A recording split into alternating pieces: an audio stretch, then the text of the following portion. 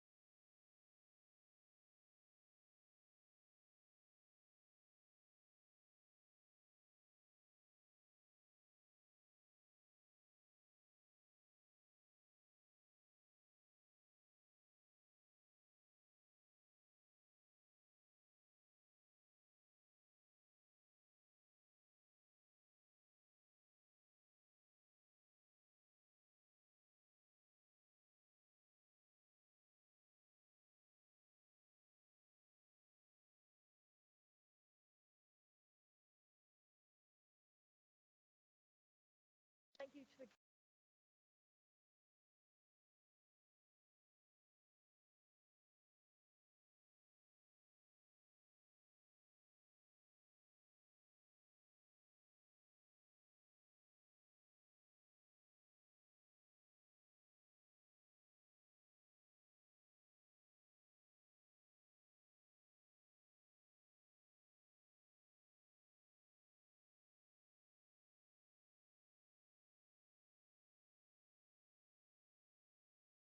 that was a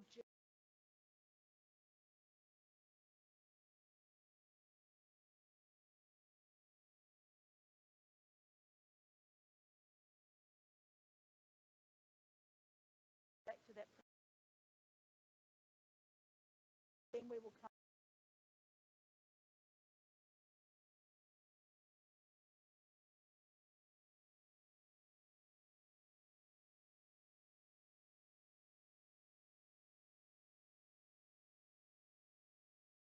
Around until we finish that, and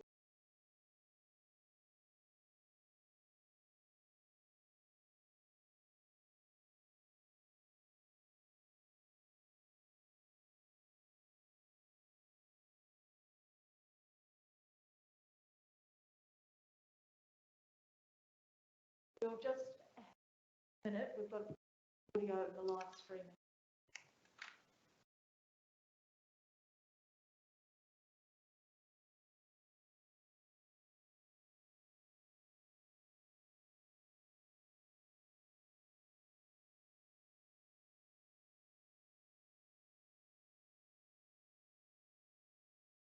Is that working now, Michelle?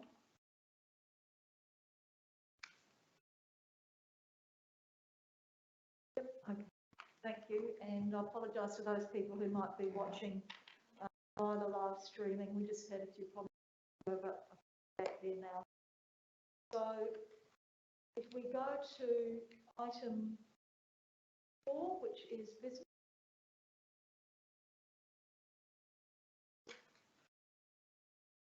and the recommendations are there. Members might be aware that we have a workshop on the 9th, updated with discussions in relation to that workshop. So the first recommendation is that council receive and note the revised 2002 annual business. Someone seconding that, council. To either of you speak to noting the revised. Anybody wants?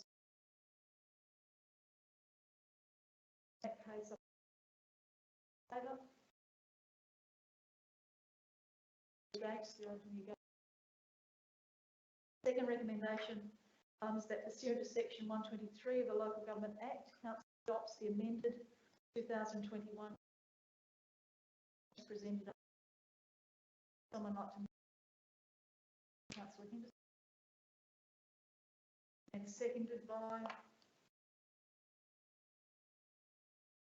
that.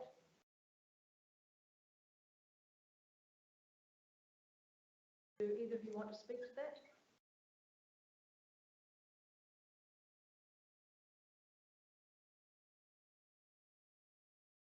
Yes, thank you, Mayor. I noticed that in our business plan, even though we discussed this before, that we still on pages our measuring of success, pages particularly 45, that we still have in here that our net financial liabilities ratio is to be 100%. That's the upper limit of it.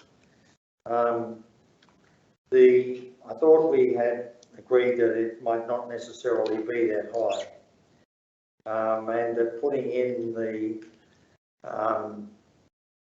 previous version up to 100% would be acceptable. I think that a lower level, and I think there are some other councillors who think that an actual lower level is better than having an up to, which means that you're really, what it's saying is that it's 100%. I think we should get some definition. Up to is not a very good way of putting our plans, setting our targets. We should set one, and I would propose that 70% be an acceptable. Thank you, Councillor Robertson. I'll ask Kelly Knight-Stacey to respond to that. That was discussed in the Audit Committee this morning. If you could respond to that, Kelly, that would be great. Thank you, through the Chair. So page 45 does have the descriptor there that Council's proposed target is a maximum of 100% at any given time. So there was a cap put on that essentially to make sure that each annual budget, as well as the long-term financial plan and the capital works program, don't exceed that 100% maximum that Council has put on. If Council has a different risk appetite or different borrowings appetite than that, it's up to the Chamber to provide those numbers. In terms of the impact of that, selecting a lower target will essentially mean that we need to measure against that target, and there will be impacts on the amount of projects that Council can undertake, but happy to be guided by the Chamber.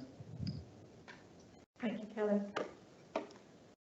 Are there any further questions or discussion points in relation to recommendation? If not, Councillor Henderson, did you want to close the debate? No. In that case, I'll put it to the floor. All those in favour? Those against? That's carried. Thank you. We now move to 4.2, which is the 2021 budget. Recommendation is that Council receive and note the budget report. Do I have someone to move that way? Thank you, Councillor Hales. And seconded, Councillor Schofield. Do you want to speak to receiving and noting the report, Councillor Hales? No? Councillor Schofield? No. Does anybody want to speak to receiving and noting the report? No, I'll put it to the floor. All those in favour? Those against? That's carried. Thank you. Is that pursuant to section 123, Council adopts the revised 2021-22 budget as presented in the budgeted financial statements provided at attachment A. Would someone like to move that way? Councillor Schofield. And seconded by? Sorry, Councillor Lilly. Are you seconding that? I didn't know that Councillor Schofield had moved it. Sorry. Councillor Henderson had her hand up. Sorry. Councillor seconding that, Councillor Henderson? Or moving that? I think I'm moving the Councillor Schofield. Did you move it, Councillor Schofield? No. You didn't. I beg your pardon. I thought I saw your hand up. In that case, I'm moving that. You're moving that, Councillor Henderson. And do I have a seconder for that? Thank you, Councillor Robertson. Councillor Henderson, do you want to speak to that? No, thank you. Councillor Robertson? Yes, Mayor, just a question. The alternate motion that I proposed, is that coming after this?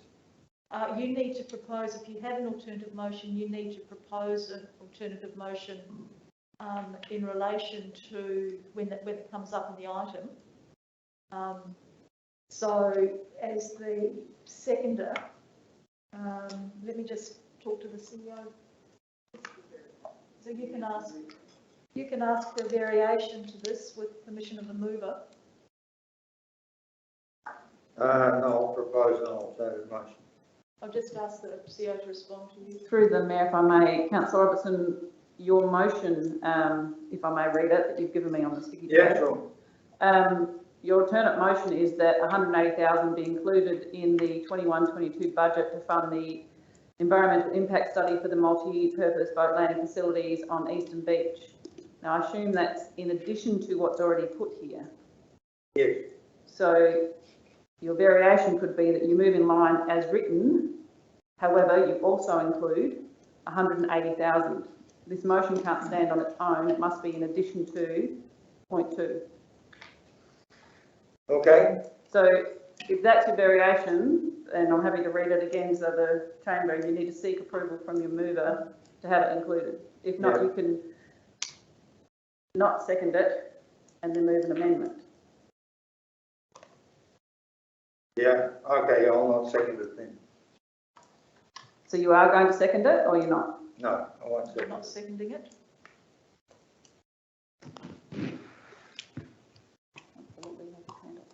Councillor Lidley? Is it premature of me to move an amendment?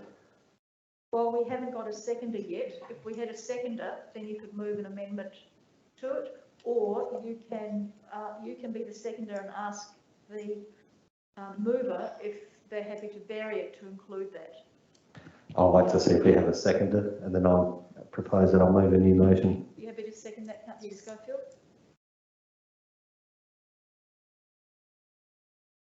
Do you want to move an amendment to include that part of the motion to it, Councillor Lidley?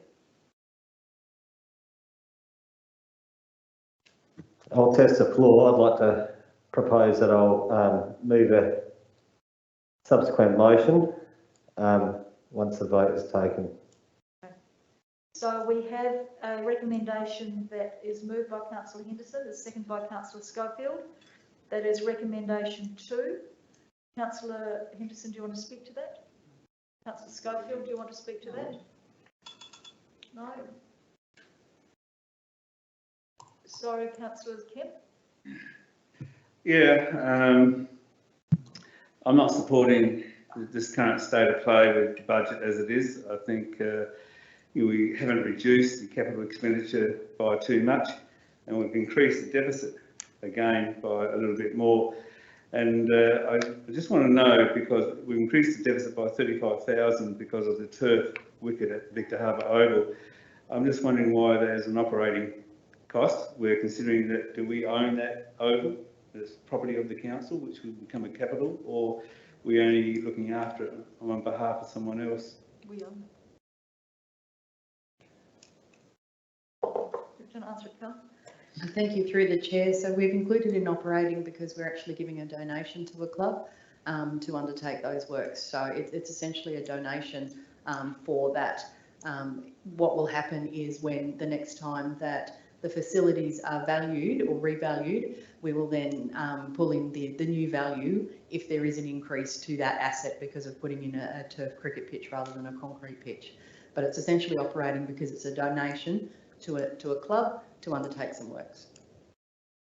Okay, I would have preferred to see as a partnership arrangement with the clubs to put in a capital project to actually, because we own the property and be our asset anyway, so I would have thought that would be in a better proposal. But now what it is what it is. But again, I still think that the net capital expenditure is too high, and I just don't think at this stage, while we're still in COVID, last year we really got hit hard, and we're not much better this year. And the way the indicators around the country are going with economic development and growth, it is slowing down. And yes, there might be some money around to do certain things, but again, we're putting an impost on our community with the borrowings and the paying back of it, and paying down the principals of these high lines, these high debts. So that's why I'm not supporting this budget. Do I have any further discussion or questions? Councillor Henderson, do you want to close the debate? In case I put the recommendation to the floor, all those in favour? And those against?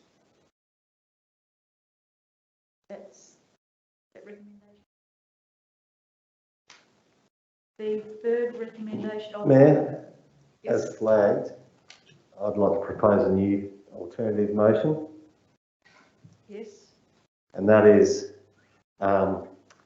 the motion of, that is there at number 2 in its entirety.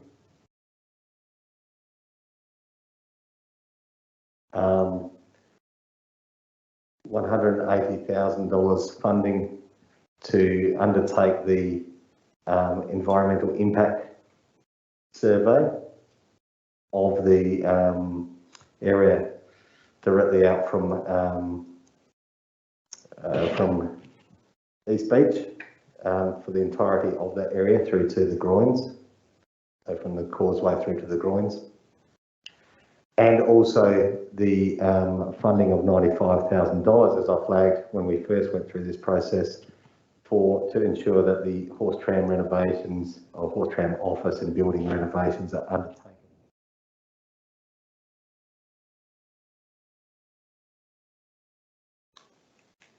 I do believe that there's some additional a saving that I'll allow another councillor in the chamber to bring up, should they want to raise that to offset these, but I'll leave that to the councillor who I've had discussions with to raise it if they feel that that's appropriate. Councillor Italy, I'll just wait for Karina to finish writing that down before I ask for a seconder, to make sure that the seconders are aware of what they're seconding.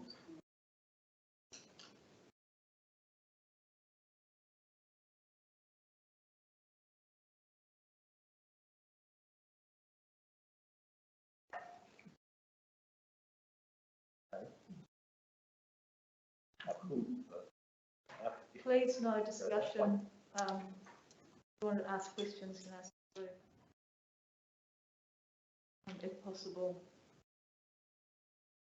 Is that... I can extend that if that we're looking for some savings to offset this. And I don't know that it needs to make the full motion, but that is to put on hold for the 2021-22 budget the upgrade of the Keene Road Bridge. Do you want that as part of your motion? Well, I'm happy to, and I can explain the reason for. I can do that, and I'm happy to do that, and I can explain that when I speak to the motion if I have a seconder.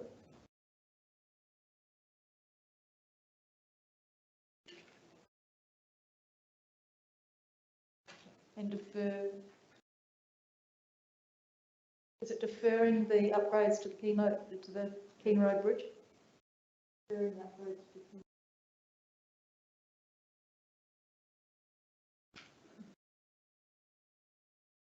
Do I have a seconder for this? Councillor Schofield?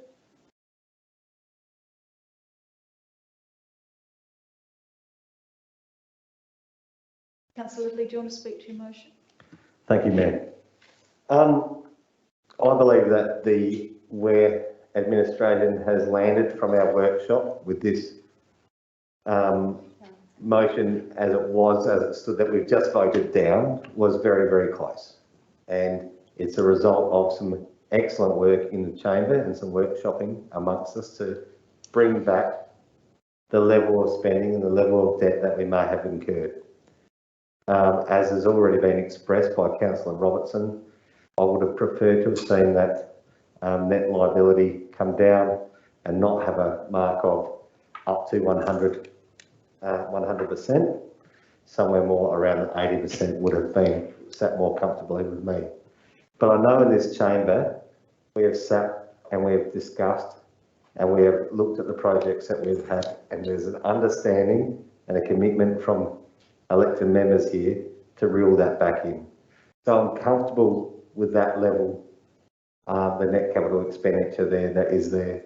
The two projects that I've put in, I think are very important to this town. I flagged the,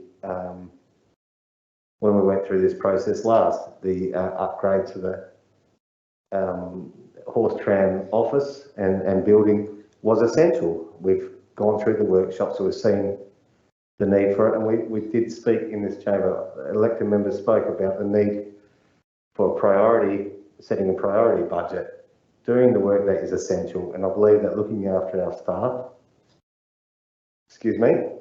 looking after our staff and our volunteers on that service is essential. I believe that that upgrade is essential. The spend on 180,000 flagged also by Councillor Robertson earlier is also a process that we've spoken through in this chamber about the need to investigate the possibilities of a multi-purpose boat launching facility, and with respect to my fellow councillors knocking that back in the first instance because of environmental issues. So let's learn what exactly is the setting there off at East Beach. Get that once and for all. It's not going to be of any, it's going to be of value to us going forward and the future councils going forward to really understand finally, once and for all, what the impact of development in that area would be. So that's why I've moved those. The Keene Road Bridge, the discussion's been had in this chamber also about the fact and via some email correspondence. I've discussed it with a fellow councillor and Councillor Grasbrook. It isn't an essential immediate issue. This is what I've been informed by councillors, and for want of a better term, I'm probably the person who uses it most of anyone in all of Victor Harbour, that bridge. The word was, it hasn't failed yet, and it doesn't look like it's going to fail. An undertaking to act with haste, should it become an issue in the next 12 months, would be essential, because it is an important fire track and for the word of safety. But I think we have the ability in this chamber to be able to act in the right way on that.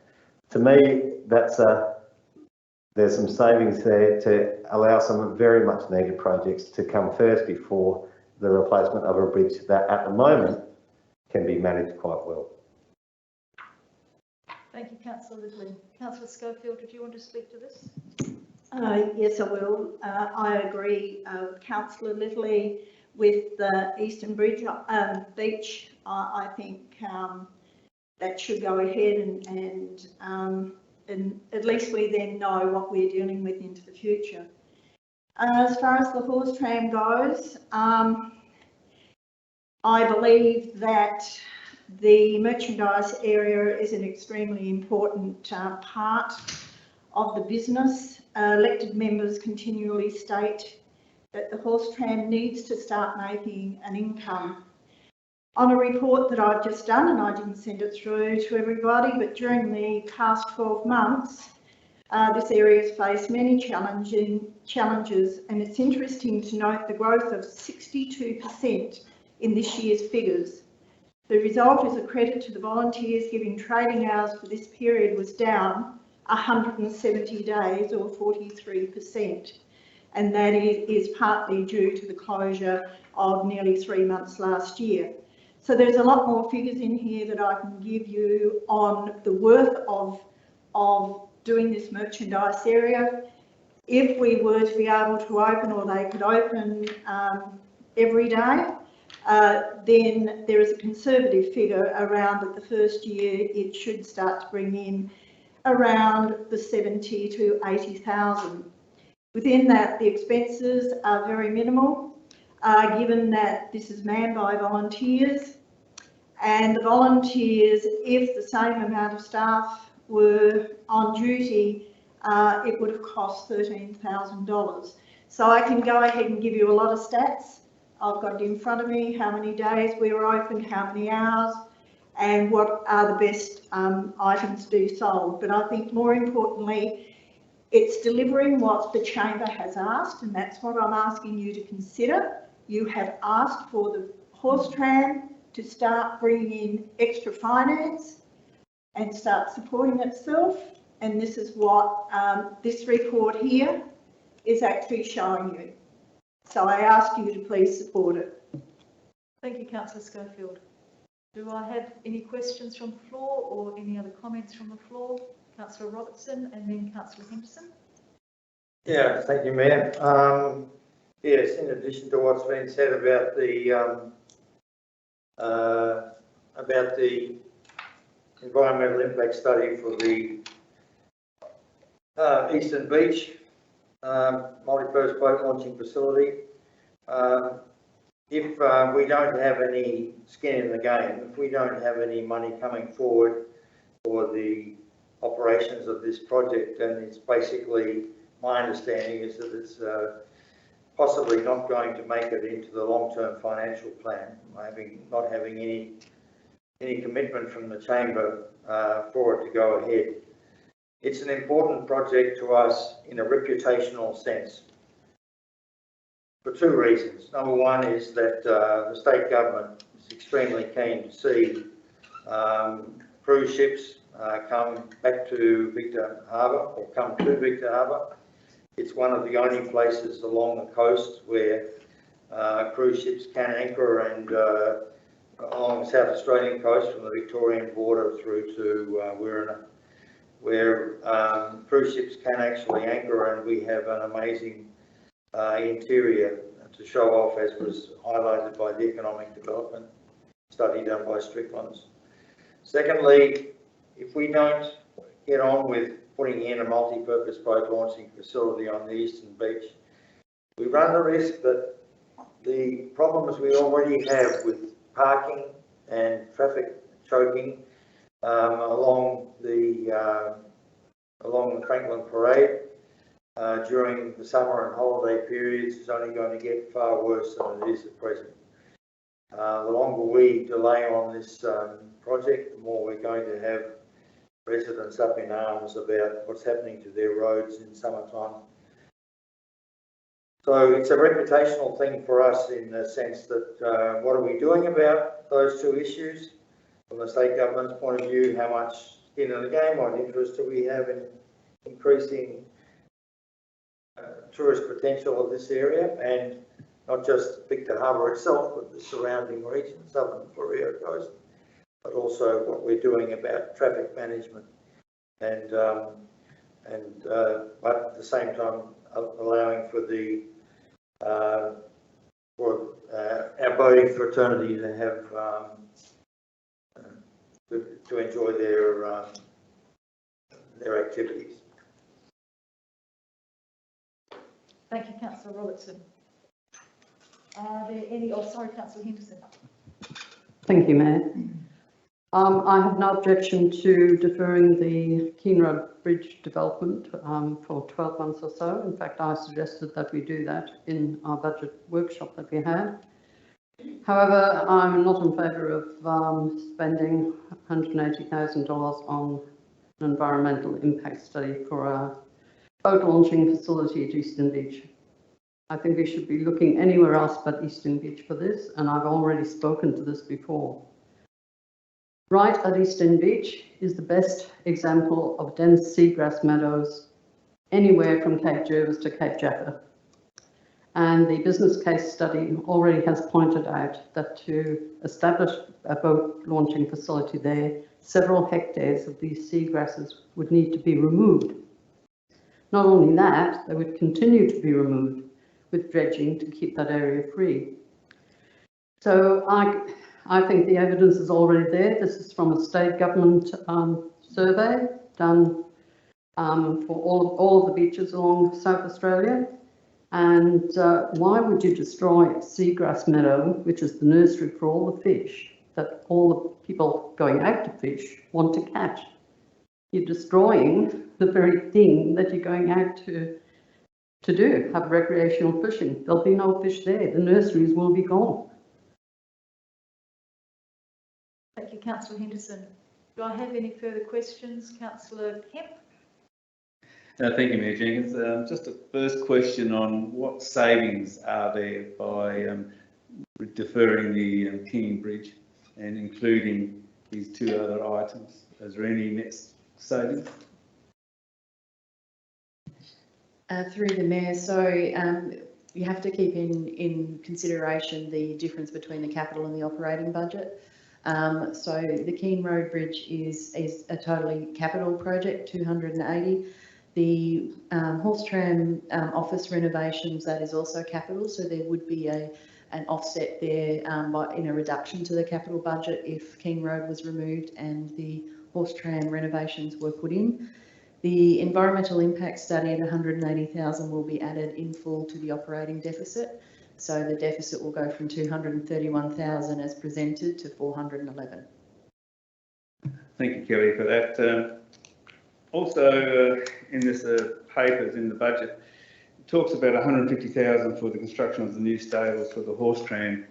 I thought it was 203,000 with another additional 150, which is 353,000, which has only got 150 because the 203,000 is missing out of the figures here.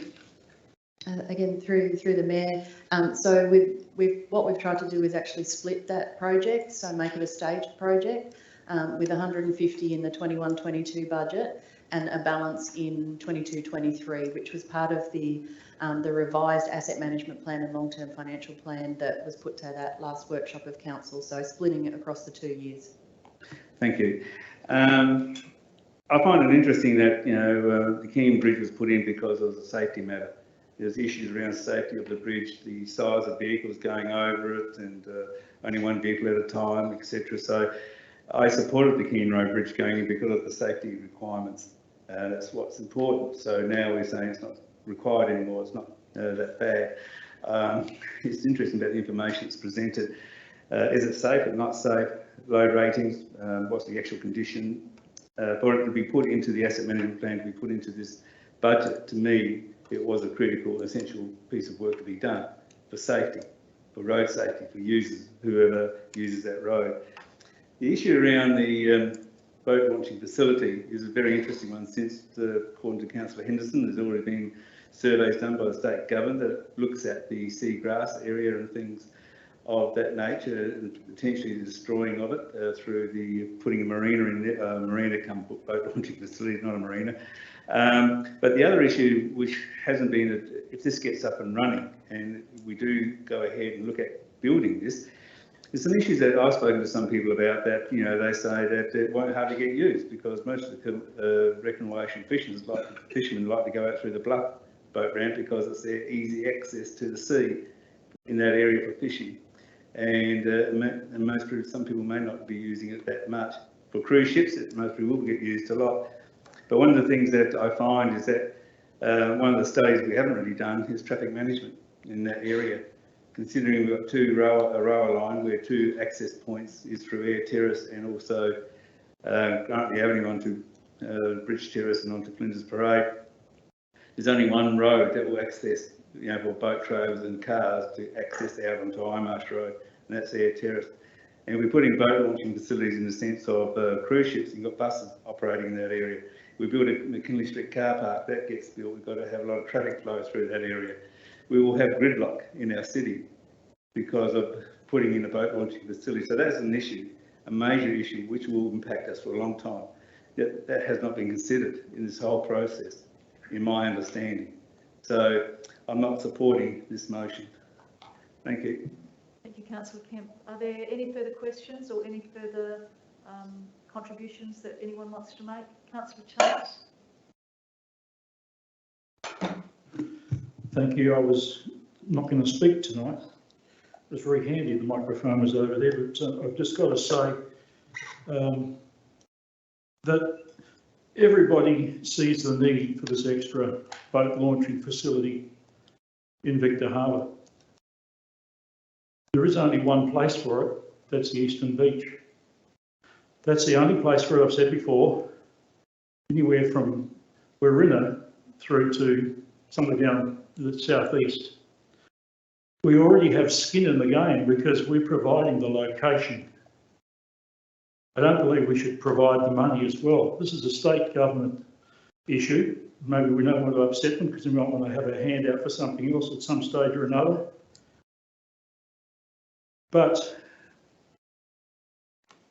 if they're so keen to have cruise ships coming in and servicing the southern side of Adelaide in particular, particularly the wineries and the vineyards and so on and so forth that we find here on the Fleurieu Peninsula, and they're so keen to not have to bus people from Port Adelaide through, it's a much easier venue to drop people off, then I think they need to step up. And not only them, but the other councils on the Fleurieu, because clearly they're going to benefit just as much as us, if not more. As Councillor Kemp has said, we have a real problem there with traffic snarls already. You know, when we talk about tourism, has anybody really woken up to the fact that there are times when we're so full up with the back teeth with tourists? There are just times of the year when we're not, and that's what we should be concentrating on. So it's not like we're going to miss out. I see through this thing here, there's a lot of things quoted through the business case and what have you about what we've got and how lucky we are and how fortunate we are and it's a perfect place to live and what the wonderful things that we have done through this difficult time. Well, we haven't had a difficult time yet at all. We've done nothing. This area down here has been saved by the fact that it's isolated. It's the deep south, if you like. If something hits down here in the COVID area, we're going to have big trouble. And it can still happen. We're only halfway through it if we're lucky. So that's bringing something else into the argument. But quite frankly, I see that it's not up to us to spend the money. I would certainly love to see it occur somehow down here, that is, the cruise ships come in. It's been talked about before that they could be dropped off at on the island. Perhaps the whole thing could be re-looked at. That was knocked back. It was knocked back on the basis of the old causeway, I think, more than anything else, and the condition of the screw pile jetty. But perhaps if the screw pile jetty was fixed and extended, it would be a possibility. I don't know. But this is a bigger problem than what we really think it is. There's been surveys and on this thing for quite some time. A lot of money is being spent. If it could be added up, you'd be quite surprised. I hate to speak against it because I know there are passionate people who say it's going to work and it's going to be terrific. But I'm just saying, let's not spend our ratepayers' money on it. Perhaps we can help out.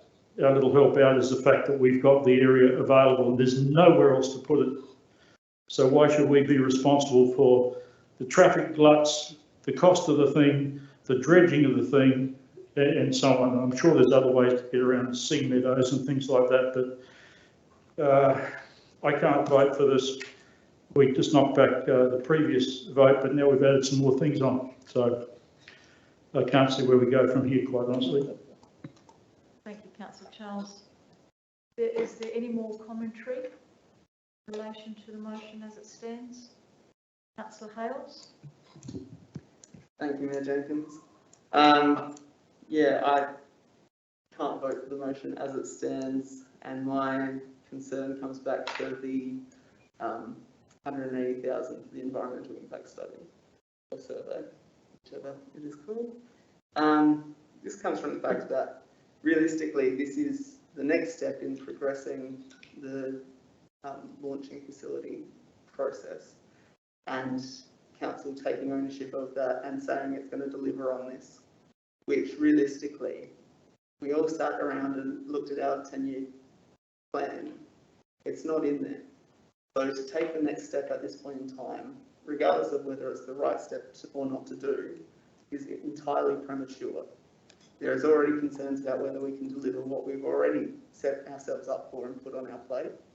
So why would we take another thing and throw it on there, throw out another set of expectations that this council cannot deliver on? It's beyond us at this time. I totally agree with Councillor Charles, in fact, in terms of if this thing is the revolutionary piece of infrastructure that everyone outside of Victor Harbour says it is, then by all means, I'm happy to pursue it if the state government's jumping at the bit to do it. But they're not, at least at this point in time. They're far more focused on another piece of coastal infrastructure, which we're very grateful for. So yeah, I can't see us touching the project for 5 to 10 years at the very least, and so find it very premature to be putting $180,000 aside in what some councils have already suggested is a financially stretched budget and a financially stretched time, a time when we should be holding a bit more in reserve.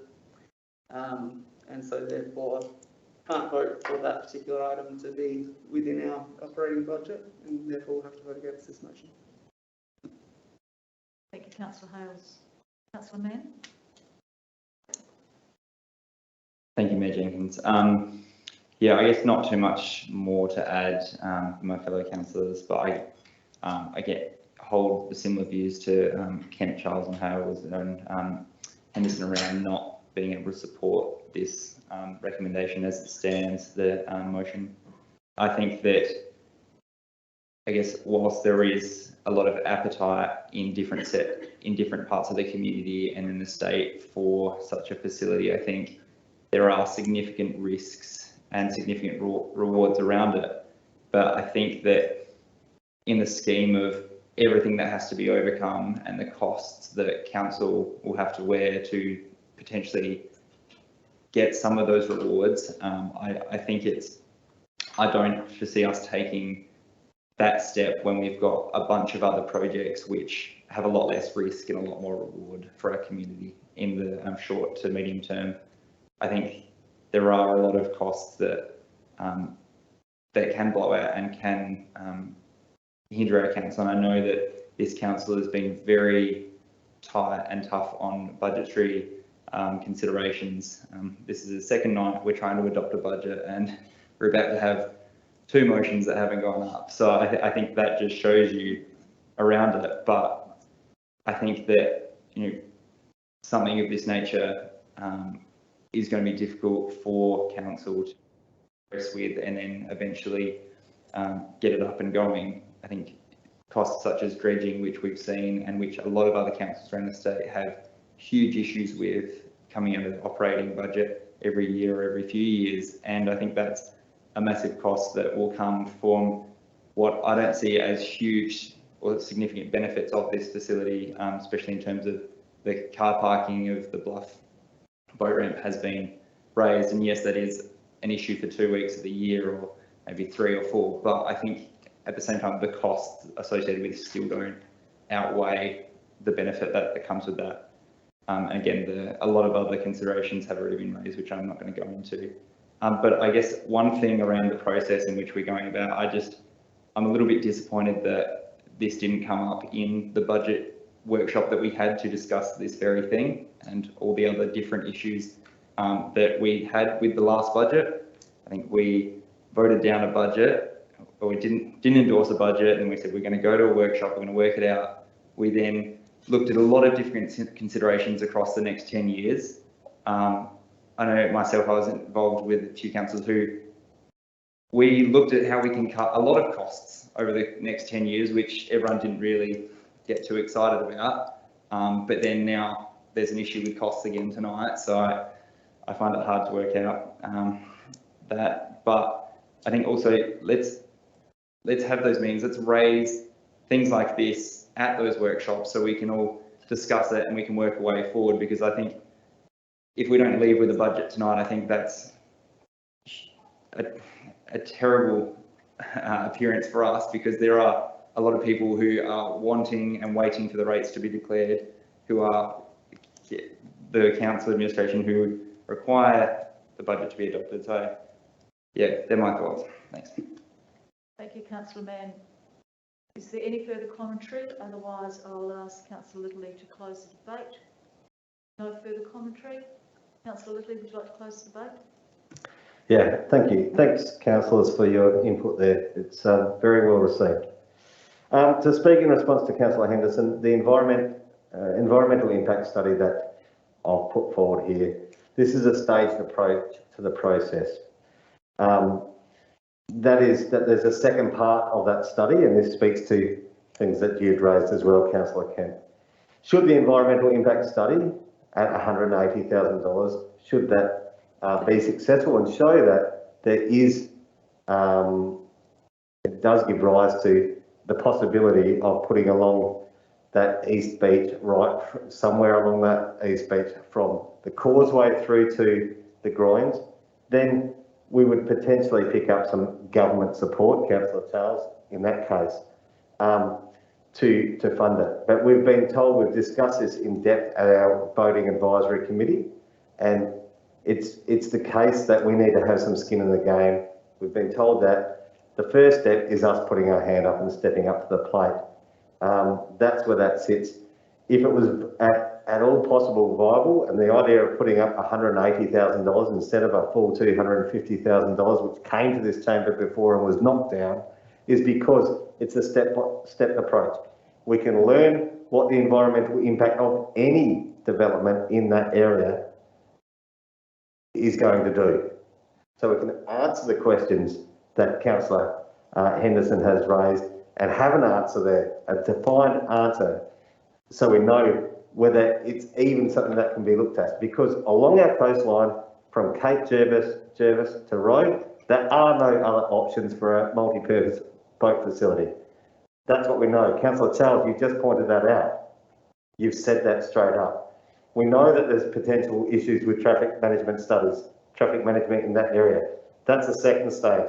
But we can't even get to that stage to have those studies, and we don't want to spend that money until it is even possible to sit there and imagine no environmental impact or limited environmental impact on that area in some part there, whether it's right out in front of the tennis courts or down further towards the yacht club or the groins around that area. So knowing that is just, it's information.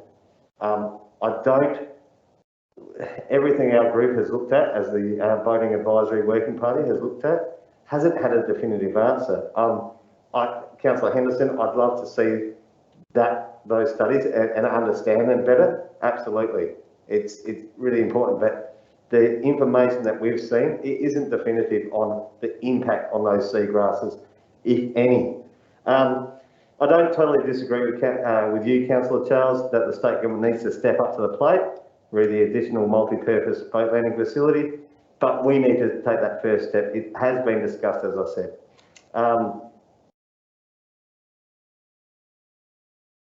Councillor Mann, timing of the discussions meant we couldn't have brought that to the workshop. That's the way it fell in our working party discussions. We did not have that ability. It was knocked on the head here. We needed to regroup and have a discussion. We needed to see the study. We hadn't seen the study that had came out. It was knocked down. So we didn't have the time to bring that to a workshop. So that's an answer there to that question or that issue. The only other thing I can say is that, look, if you don't have enthusiasm for it, we put it to the test. That's what we're here to do. So don't be so serious, Councillor Mann. We will pass a budget tonight. Trust me, we will pass a budget tonight. Thank you, Councillor. Councillor Kemp, you asked questions around the safety requirements regarding Keene Road Bridge. Perhaps ask the three councillors in the room who make up 80% use of that bridge. It is, a sign fixes the issues. It is being managed. Management fixes it. It has been managed for the last 12 months. That it's capable of doing it. We don't have the heavy loads going over that bridge, and that's from a management perspective with locals and advice going out to, say, the one heavy vehicle that goes up there, which is a dump truck, which has only been going there for the last year anyway, as far as picking up my rubbish goes. But thank you, Councillor Lidley. Could you? I've got 30 seconds, haven't I? Yep. 30 seconds. Yeah, it needs an upgrade. No, it doesn't need to be upgraded in the next 12 months. That's the thing. And if it suddenly does need an upgrade, then it's like any bridge in the whole of this region. We have to get onto it. So there's management issues, and that's what I was trying to achieve there, was some offsetting of some costs.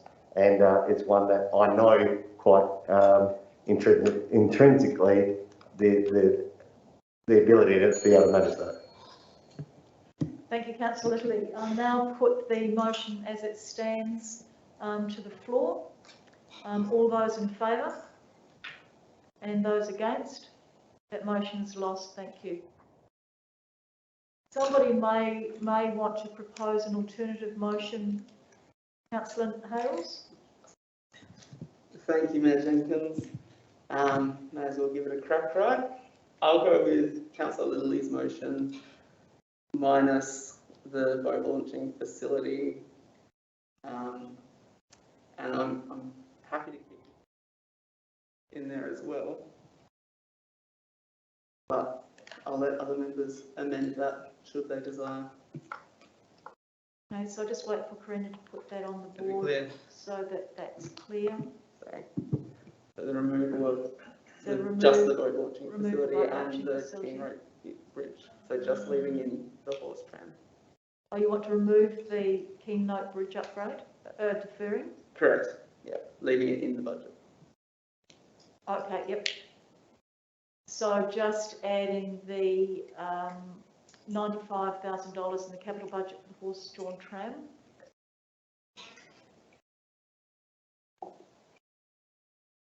Do I have a seconder for that? Thank you, Councillor Henderson. Councillor Hales, do you want to speak to that? No, thank you. Councillor Henderson? Does anybody want to speak to that? Councillor Glasbrook?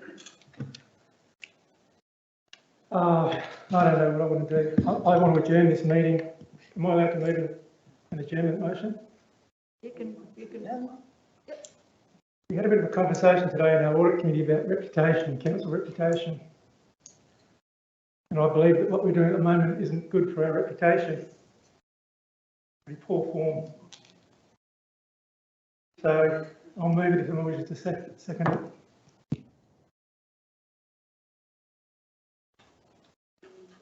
Till when, Councillor Glasbrook? Until the councillors come to some sort of consensus in relation to the budget. Is this not what we're doing at the moment? I don't believe so. Oh, let's try this. Oh, I might as well just try this. So you need to give me a date when you want. Well, I don't have a date. I asked the CEO.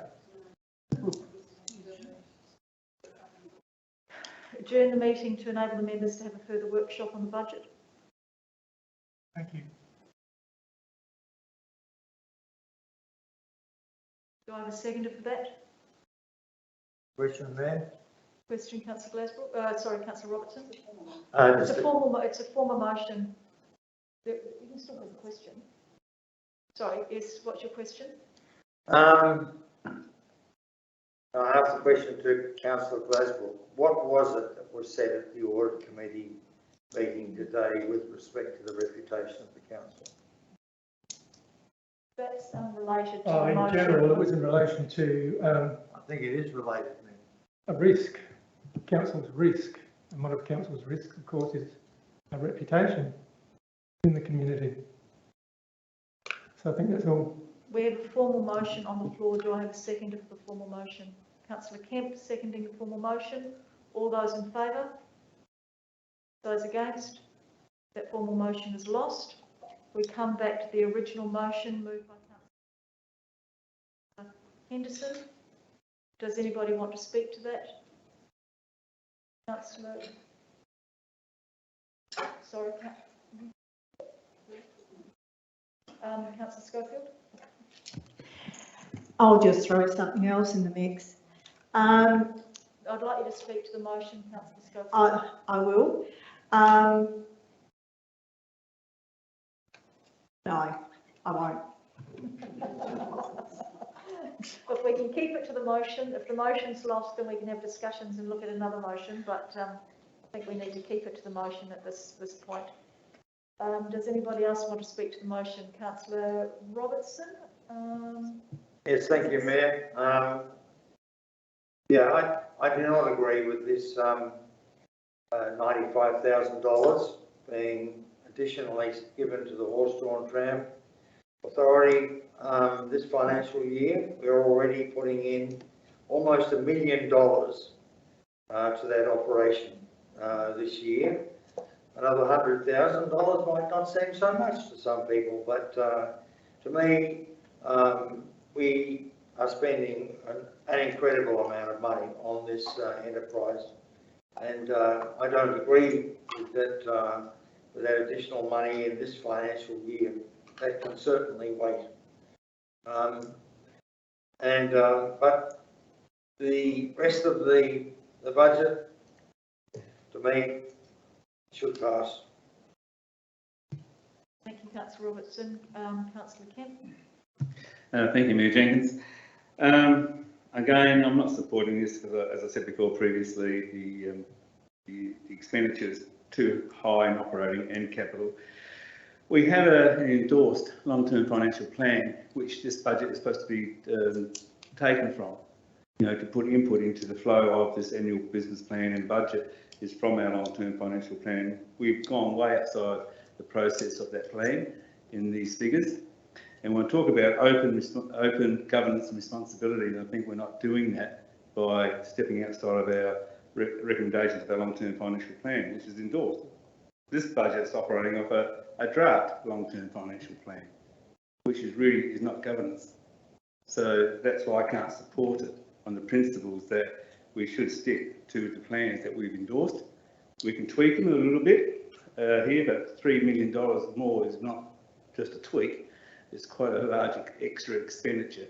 So, and plus, even though we might be within our financial targets of our operating surplus ratio, but, you know, we look at the last 5 years, we've never met our targets. We seem to get them surplus deficits put down through grant funding comes in the previous year to pay off that deficit, because it's carried over to the next financial year. We have to borrow money to pay for that grant money, or that's how I see how the budget works. So in those contexts, I think for governance purposes, and that's what we are, we're a governing body, we should be sticking to our endorsed plans and running and managing this business of council for our community against those endorsed plans. A minor tweaking here and there if we need to. Thank you. Thank you, Councillor Kemp. Councillor Littley and Councillor Schofield, did you want to speak? I will support this. We will move the budget. I said from the outset that you know, I put my hand up in the last meeting that I wanted to see the $95,000 in the capital budget for the Vicar Harbour horse-drawn tram. I haven't changed my mind. I've gone through the workshops with my councillors. I don't believe that, I believe that the conversation and what's flowing out of here is in line with that workshop. So I don't believe that there is a reputational risk. There would be a greater reputational risk to council if we didn't endorse a budget tonight. Thank you, Councillor Littley. Councillor Schofield. Thank you. Again, look, I just remind the elected members of your responsibility to ensure that your staff and the volunteers, but more so your staff, the conditions that your general manager is working under is absolutely appalling, and is your responsibility to ensure that your staff's working conditions are up to scratch. I've also identified the fact that this has an opportunity to bring in some funds, and that is one of the things that you're not looking at. You keep saying the expectation for the horse tram, you keep adding things onto it, and when they try to do something, you just knock them. So very disappointed in some of the attitude of the elected members here tonight. Are there any further questions or any further comments in relation to this motion? Councillor Hales, do you want to close the debate? Thank you, Mayor Jenkins, and I thank my fellow elected members for the debate around all three of these motions so far. I think we've done a good job of doing what this chamber is for, and that is compromise eventually is found. It may be messy, it's not nice to see how the sausage is made, right? Also the saying goes. But we come out with an outcome in the end. I think Yeah, the 95,000 for the horse tram I think should be in there because it's an important 95,000. Maybe the rest of what's gone towards the horse tram you may feel is unnecessary, but this lot is about upgrading our facilities that will be sitting right next to this $40 million brand spanking new causeway that is going to be bringing people just because they want to see the new causeway, let alone the fact that people love Granite Island and the attraction that it is anyway. And therefore, if our sales facilities right next to this thing are looking great, looking modern, looking new and fresh, people will also be drawn into those. And possibly, I would hope that the horse-drawn tram, both staff and volunteers, can make the most of this opportunity and bring some of that, I guess, budget neutralising factors in. In regards to the comments around long-term financial plan and open governance, I think, frankly, that I have to disagree with Councillor Kemp here in terms of this budget went out to public consultation. We asked our community, we told our community what we intended to do. We gave them a month to talk to us about it. And therefore, yes, we do have a long-term financial plan, and that was set by the council, the chamber of the City of Victor Harbour. And with that long-term financial plan sitting there, we put out a budget to the public. And in terms of heads of population out there, not many of the comments came back referred to the fact that, oh, well, you have this plan on the shelf that you endorsed previously, and then you've given us this budget which doesn't entirely align with that. It wasn't the case. People will remember that we got a budget in the end, they'll see the outcomes of it, but they won't be going through line by line, comparing one to the other, or at least the majority of our residents and ratepayers won't be. And so therefore, I believe we've been through a very open, very transparent process. And will our budget figures at the end of the financial year look exactly like what's in this budget tonight? No, it won't.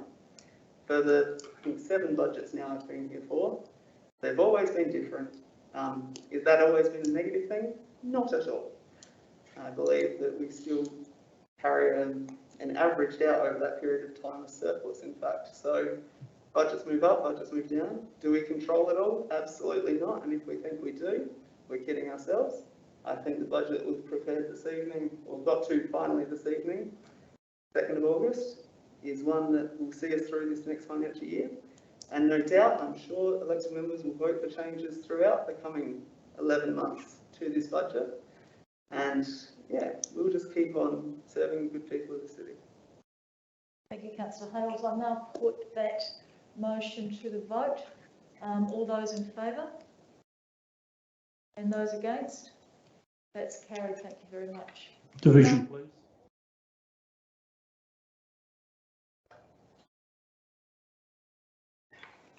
Councillor Mann. Sorry, Karina.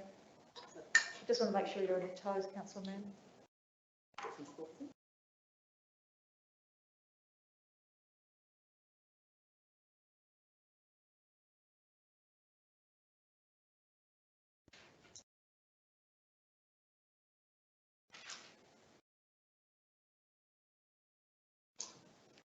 Councillor Mann.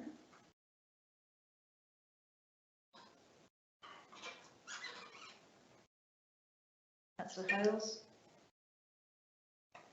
Councillor Littley. Councillor Robertson. Councillor Schofield. And Councillor Henderson.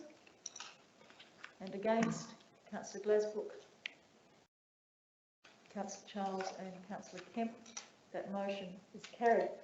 And thank you very much. I think that was really good debate, and I think that demonstrated to the community, both in the gallery that are watching us and also those that are watching live streaming, how we are able to debate, come to compromises and work based on community consultation and feedback as a council together to come to a decision. So well done on that.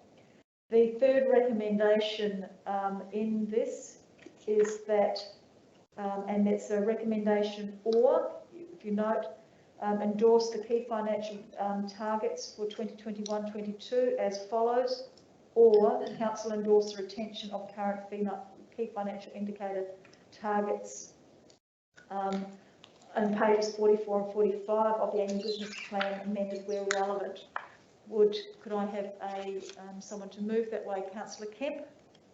Thank you, Mayor Jenkins. I'll move the second part of the recommendation. The council endorses the retention of the current financial indicator targets for 21-22, etc. So I'll move that one. Thank you. Do I have a seconder for that one? Councillor Robertson? Councillor Kemp, would you like to speak to your motion? Thank you, Mayor Jenkins. Again, I'm just going to be repeating myself again about the long-term financial plan, that this is where the current targets are set from the long-term financial plan. The new ones in the other part of the recommendation, which I've not supported, is out of the draft long-term financial plan, which to me is not good governance. And to me, these new financial targets that they want to put in here is really moving the goalposts around to make, you know, the budget and everything and the performance look good, because you're within the targets quite easily. Where the other one, if you have proper good reality type targets, you can judge your performance, whether it's good or bad, and then changes. If something's really working well, let's keep doing it. If it's working bad, then let's change it so it does work good. But if you have such a spread of targets like the one that was proposed, which I'm not supporting, really it's just an open slather. And I think giving ourselves the ability to max out on our loans is not what I believe is the way we should be doing it in debt. So that's why I prefer to stick to the current financial indicator targets as set from our long-term financial plan. Thank you. Thank you. Did you want to respond to any of that? No. Councillor Robertson? No, Mayor, no. Does anybody else have any questions or want to comment? Councillor Hales? Thank you, Mayor Jenkins. This will come as no surprise to anyone. You've heard me say it before, so here we go again. I won't vote for this, mainly because I do think that the net financial liability ratio that we have been looking at in a draft form is the right one. I challenge, does any household stick within 100% of this said ratio? No, they don't. Does every household have a guaranteed, to some extent, income? No, they don't. And so therefore, you've heard the argument before, don't need to put it again. I'll see how I vote on this. It'll probably be against. Councillor Hales, do I have any? Councillor Mann? Thank you, Mayor Jenkins. Yeah, just to add, I don't agree, I guess, with Councillor Kemp's interpretation of what good governance is in relation to these net financial ratios. I think that they are council setting sort of the trajectory of our spending, and they're for different times and different seasons. And I think that the current ones, which this motion relates to, I don't think they reflect the season that council's about to go on, and that includes a season of some more significant capital projects and some bigger spending. And I think that's what the proposed and draft financial liabilities help us with, because they set a better spectrum to encapsulate those spending. And I think it's more reflective of council's intention to deliver some bigger projects for the community, to provide some better resources and facilities. And I think that I guess I don't see the idea of, if we'll just wait till we're doing this next season, that we're all happy to spend and invest in some facilities, but then our net financial ratios show that we show some wild mismanagement of finances, or it can be used to show a bunch of other things. But I think that that's just not realistic, and I think the intention around those is to show as a glance and to help the community understand what our intentions are and where we're sitting financially. And I think that by adopting this motion, I think we're setting ourselves up for fail, and also we're potentially I would say misleading the community around where our intentions are for the next season, and where our intentions are around spending, and what that looks like in terms of budgetary measures. Thanks. Thank you, Councillor Mann. Are there any further questions or any further commentary in relation to this motion? Councillor Kemp, did you want to close the debate? Thank you, Mayor Jenkins. I look at it along the lines of responsibility and accountability, and it rests with the chamber. It doesn't rest with administration, it rests with us. So whatever recommendations come to us, we make the decisions, and we should be held accountable and be responsible in our decision-making process.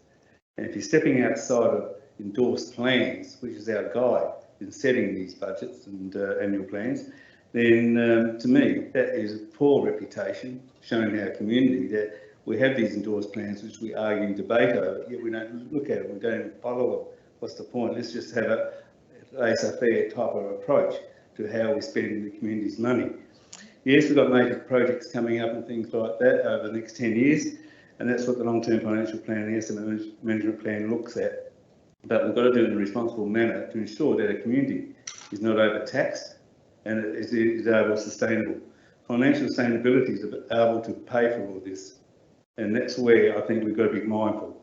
And I don't believe we are when we're setting by the chamber if they don't support these current indicators as which we've endorsed previously. When we review the long-term financial plan, you may want to change and go to the new targets which is being put in this agenda item. But at the moment, I think we should stick with what our responsibility is. Thank you. Thank you. I'll put that motion to the vote now. All those in favour? And those against? That is carried. Thank you. Division, please. Another division, please. All those.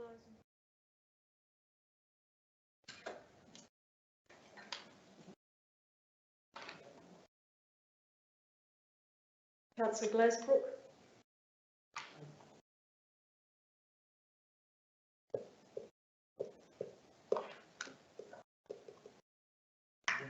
Councillor Charles. Councillor Kemp. And Councillor Robertson. And those against? In the gallery, I think people are being quiet, being a bit noisy, sorry. Those against? Councillor Mann. Councillor Hales. Councillor Littley. Councillor Schofield. And Councillor Henderson.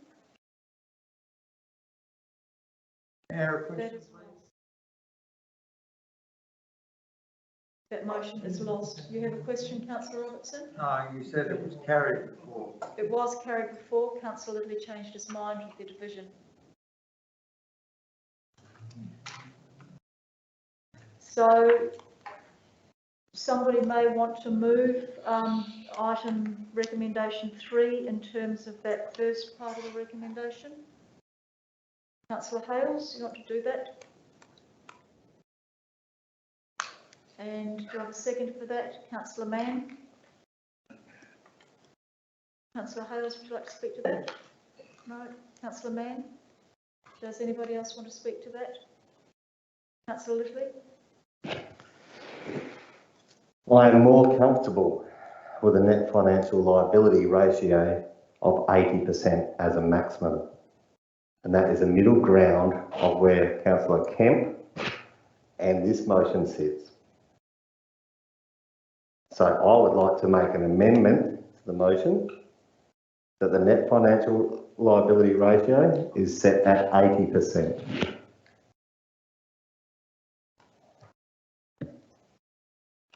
Would someone like to second that amendment? Councillor Glasbrook? I'll just let Karina do the amendment first.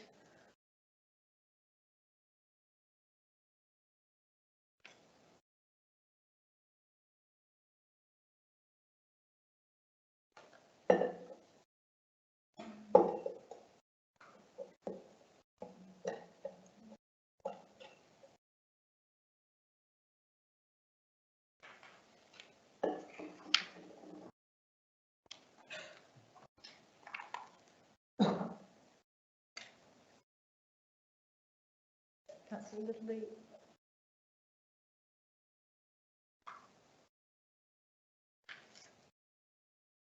Do I have a seconder for that? Oh, sorry, councillor Glasbrook, you seconded it.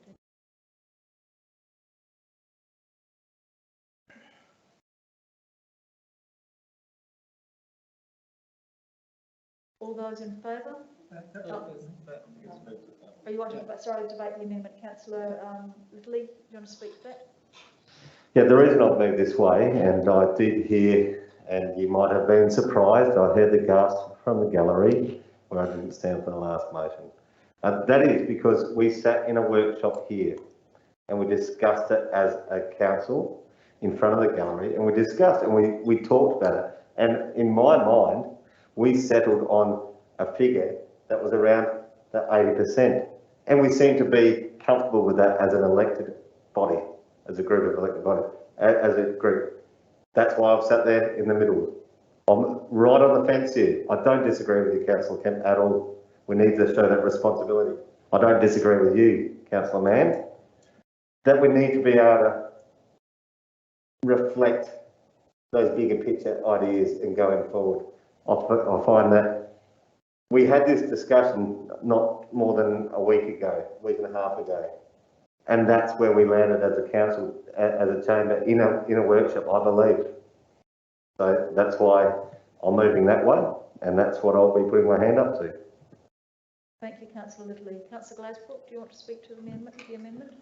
Yes, I will. This is also a compromise position for myself.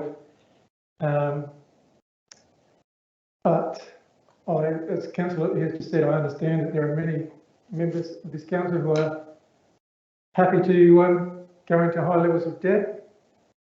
You know, I'm personally not, but this is a compromise.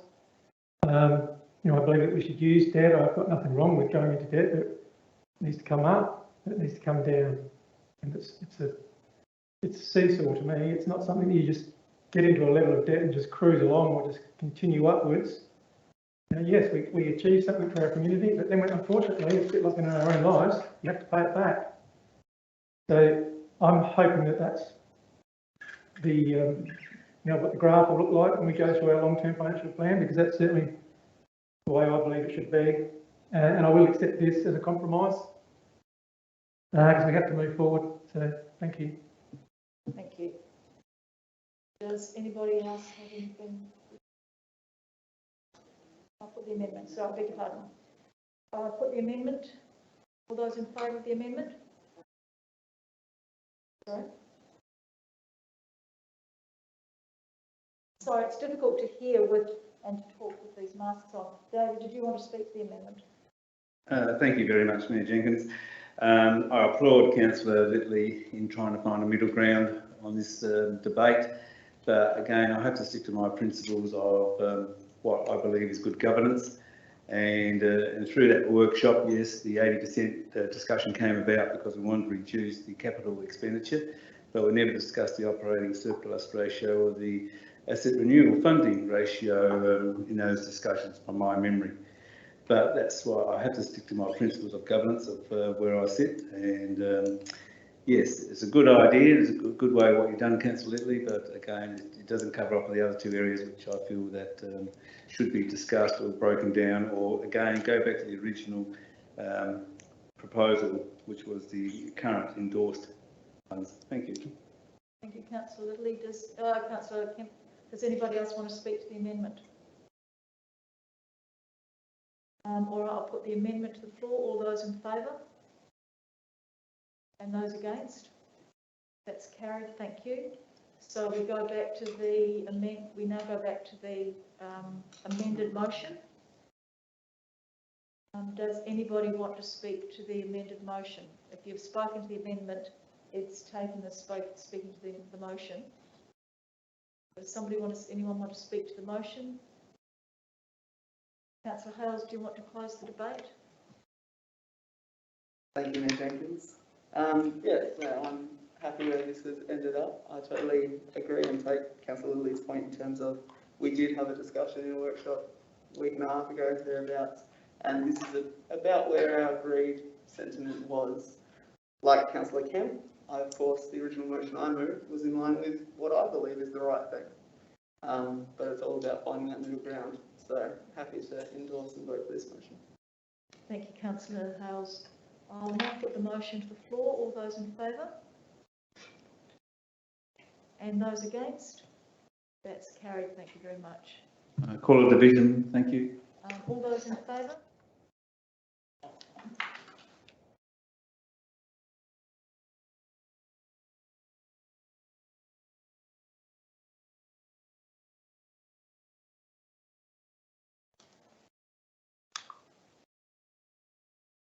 For councillor Mann. Councillor Hales. Councillor Littley. Councillor Glasbrook. Councillor Robertson.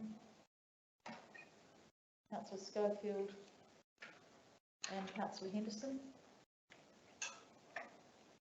And against, Councillor Charles and Councillor Kim. And once again, I think that was great debate. We've talked about this. I think we've had 5 workshops, so we've talked about all of this, and I think it's, you know, it shows the community that's watching that we can compromise and we can work together as a team. And I think it shows good governance by each and every one of us in coming to those compromises and working together. And the motion is carried. We now move on to item 4.3, which is the asset counting policy relating to library books. And there's been a change in the accounting treatment of library book purchases. I will do that recommendation en bloc. If someone would like to move that way, thank you, Councillor Henderson, and seconded by Councillor Schofield.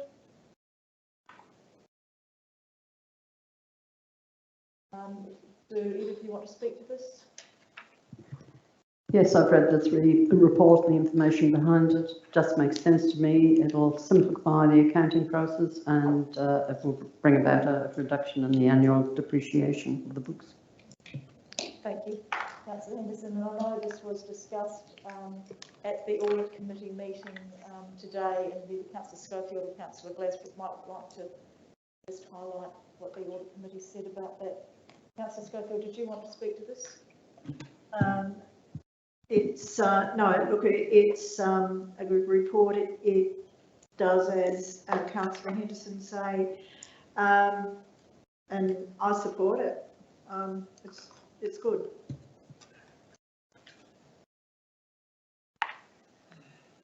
Thank you, Councillor Glasbrook. One of the things that come from the Audit Committee meeting, which certainly clarified things for me, is that we don't necessarily, although we purchase the books, we don't necessarily own the books, because with the one library system, the books go all around the state, and we could purchase a book and it could potentially never even come back to this library if it's continuously borrowed around the state. So therefore, it makes it very difficult for council to control its stock, as you'd like to say it, or to maintain the condition of the books and all these sorts of things. So this has been happening around the state and has been happening for quite some time. So this is not, you know, unusual just to Victor Harbour. It's just a standard procedure. So, you know, I don't think there's anything too concerned about by the sound of it. Thank you. Thank you, Councillor Glasbrook. And the Audit Committee were quite happy with the change in the accounting treatment of library books because of that specific reason. Does anybody else want to speak to this? Thank you, Councillor Kemp. Thank you, Mayor Jenkins. It's more of a question at the moment with the accumulated surplus. Will this add more finances to our operating budget to cover up, or just becomes more of a savings, or how is it treated? Because I thought in the lead up to this documentation there's going to be a verbal presentation on the issues around that, which I was hoping from council or from administration that would come up. Thank you. Through the Mayor. So in terms of the treatment, it won't impact the operating budget. We've already included the adjustments in the draft budget that's just been endorsed, hoping that this would go through as well. Essentially, the write-off will happen below the line of the books. So we need to perform a few transactions transferring book purchases from this year across. The grant that we get for the books will also go across to operating, so it'll essentially offset each other within the operating statement. The write-off of the books will be a disposal, essentially, or a loss on sale, which is a book entry below the line for councils, so it doesn't affect our operating position. Are there any further questions or any other commentary on this? In that case, I'll put it to the floor. All those in favour? Those against? That's carried. Thank you very much. Our next item is our confidential. So we would like to move to adjourn this meeting until we have dealt with the rates declaration from the previous special council meeting. Thank you, Councillor Glasbrook. Moving to adjourn the meeting.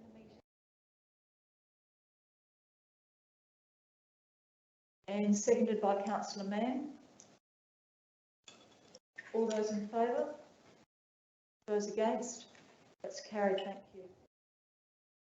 Now, there are a couple of small changes to that rate declaration, so I might just hand over to the CEO. So I'd like to resume the special council meeting first of all, and then Victoria can tell us what the changes are. Would somebody like to move that we resume? All right, we'll resume it. Now can you come?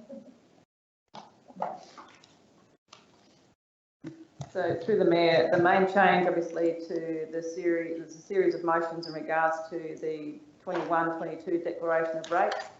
The main item which is for noting is a change of date for the first payment of rates. There needs to be a specific period of time between the adoption of the rates and also the first payment. So rather than the 8th of September, it will be the 30th of September.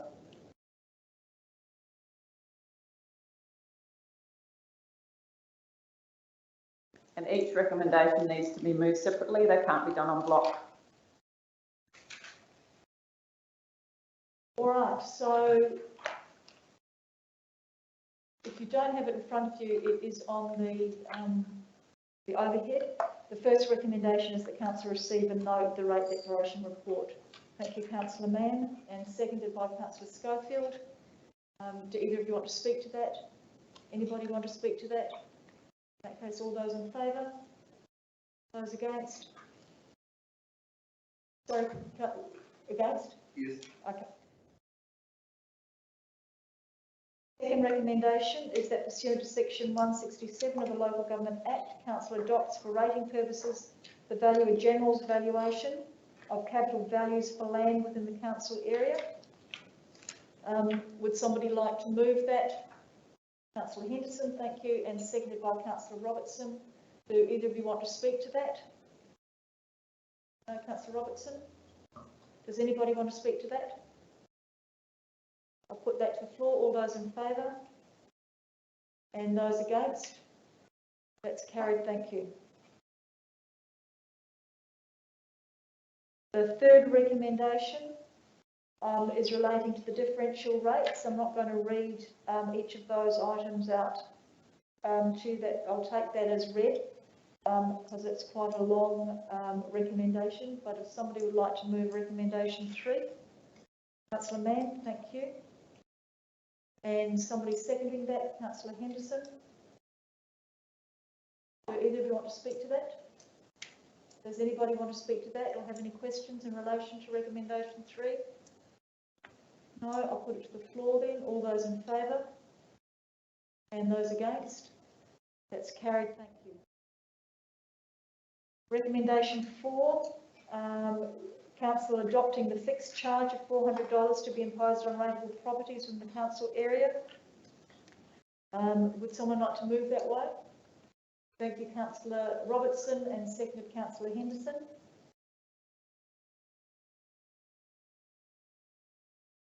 Do either of you want to speak to that?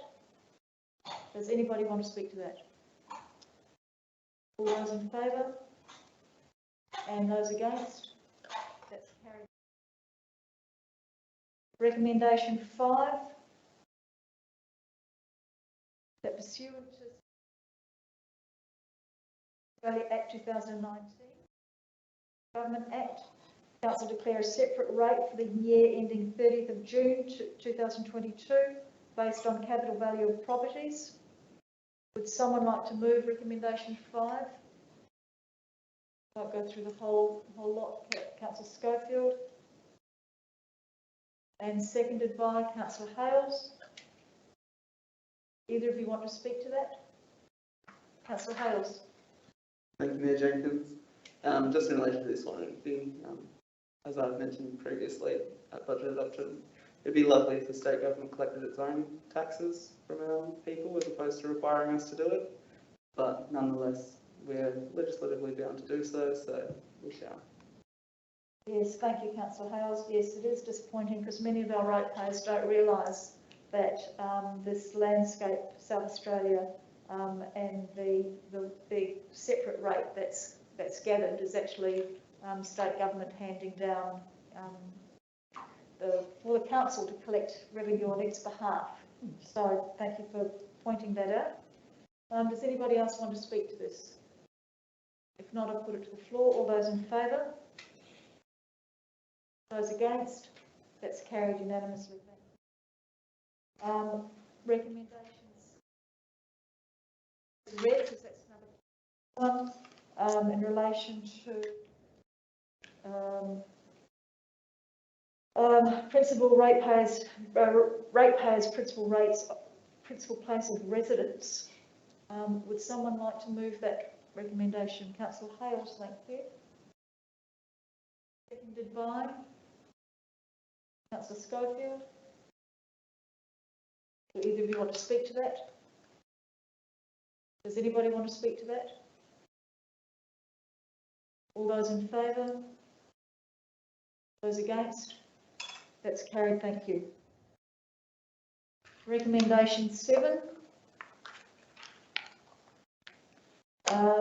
Council fixing a maximum increase in general rate to be changes in respect of primary production properties. Someone like to move that way? Thank you, Councillor Robertson, and seconded Councillor Glasbrook. Do either of you want to speak to that? Does anybody want to speak to that? All those in favour? Those against? That's carried, thank you.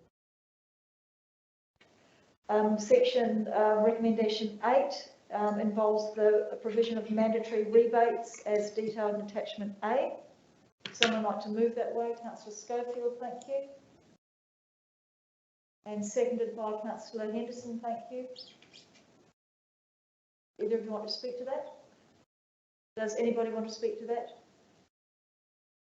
All those in favour? Those against? That's carried, thank you. Recommendation 9 relates to discretionary rebates as detailed in attachment A. Someone want to move that way? Councillor Littley, thank you, and seconded by Councillor Charles. Either of you want to speak to that? Anyone want to speak to that? All those in favour and those against? That's carried, thank you. And recommendation 10, the dates for the first instalments of rates. Would someone like to move that way? Thank you, Councillor Littley, and seconded by Councillor Kemp. Either of you want to speak to that? Anybody want to speak to that? All those in favour? Those against? That's carried. Thank you very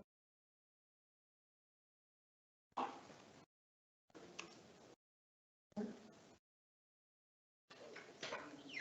There's no other business in relation to the meeting that started on the 12th of July, so that meeting is closed at 7:05.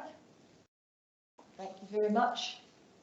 And we now go back to resume the special council meeting. Mayor Jenkins, my request, and I apologise to the chamber, a comfort break. Yes, certainly. If that's all right, let's have a show of hands. Yep, beautiful. Thank you very much. Come back at 7:15.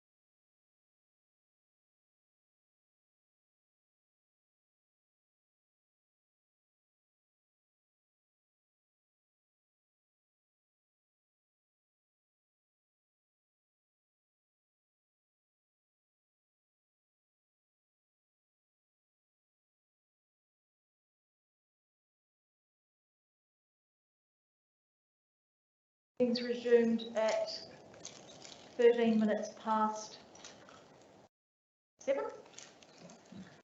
And the first recommendation, which I'll read if my glasses don't fog up even more.